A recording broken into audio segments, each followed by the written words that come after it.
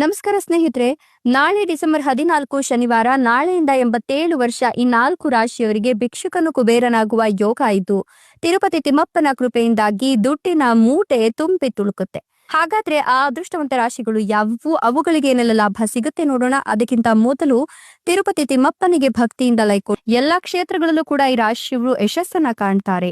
ಬಹುಕಾಲದಿಂದ ಬಾಕಿ ಇದ್ದಂತಹ ಕೆಲಸಗಳು ಪೂರ್ಣಗೊಳ್ಳುತ್ತೆ. ಇನ್ನು ಅತ್ಯುತ್ತಮ ಉದ್ಯೋಗ ಅವಕಾಶಗಳನ್ನ ನೀವು ಪಡಿತೀರಾ. ವೇತನದ ಹೆಚ್ಚಳದ ಜೊತೆಗೆ ಬಡ್ತಿಯ ಅವಕಾಶಗಳು ಕೂಡ ಇದೆಯಂತೆ. ಊಹಾಪೋಹ ಮತ್ತು ಹೂಡಿಕೆಯು ದೊಡ್ಡ ಲಾಭವನ್ನ ತಂದುಕೊಡುತ್ತೆ. ಆರ್ಥಿಕ ಸ್ಥಿತಿ ಮತ್ತು ಆರೋಗ್ಯ ಉತ್ತಮವಾಗಿರುತ್ತಂತೆ.